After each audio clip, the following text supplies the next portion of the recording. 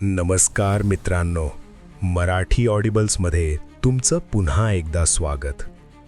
महाराष्ट्रात एक म्हण आहे, भूत कधी दार तोडून येत नाही, ते हळूच आत येतं आणि तुम्हाला कळतही नाही. पुण्याजवळ एका वाड्यात लोक रोज एकच चूक करत होते. त्यांनी चिन्हे पाहिली पण दुर्लक्ष केलं. ती चूक एका रात्री प्रचंड महागात पडली आणि आजचा व्हिडिओ पाहिल्यानंतर तुम्ही कधीच तुमच्या घराकडे तसंच पाहू शकणार नाही. आपण सगळे म्हणतो हे सगळं फक्त कल्पना आहे, पण प्रश्न असा आहे, जर कल्पनाच खरी असेल तर? महाराष्ट्रात कोकणपासून विदर्भापर्यंत लोक एक गोष्ट नेहमी सांगतात, भूत आधी त्रास देत नाही, ते आधी सूचना देतं. आज आपण पाहणार आहोत अशी 7 चिन्हे जी लोक नेहमी दुर्लक्ष करतात आणि शेवटचं चिन्ह सर्वात भयानक आहे. 1. कोणताही एसी नाही, खिडक्या बंद आहेत तरी सुद्धा एका खोलीत अचानक थंडी वाटते, हातावर काटा येतो, श्वास जड वाटतो. मराठी लोककथांनुसार ऊर्जा बदलली की हवेचं तापमान बदलतं, पण खरी गोष्ट अशी आहे, ही थंडी फक्त सुरुवात असते. साइन 2. चावी ठेवलेली जागा बदलते, मोबाईल सापडत नाही, मग अचानक जिथे ठेवला होता तिथेच सापडतो. आपण म्हणतो माझीच चूक असेल, पण मानसशास्त्र सांगतं मानव चुका करतो, पण वस्तू रिपीट पॅटर्नमध्ये हलत असतील तर ते योगायोग नसतो. पण खरी गोष्ट तर अजून बाकी आहे. 3.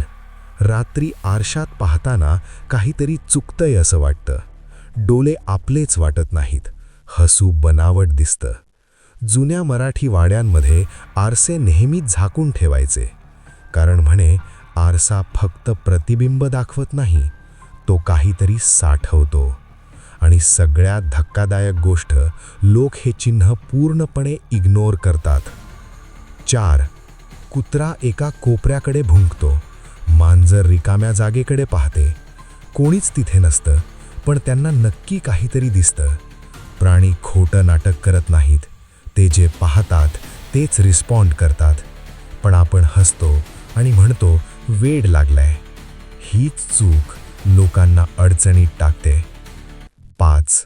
नेमकं 3 ते 4च्या दरम्यान हृदय जोरात धडधडतं, घाम फुटलेला असतो.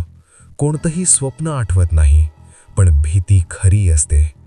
मानसशास्त्र सांगतं ह्या वेळेत मेंदू सर्वात वल्नरेबल असतो आणि लोककथांनुसार हा वेळ काही शक्तींसाठी सर्वात सोपा असतो. पण सर्वात भयानक चिन्ह आता येणार आहे.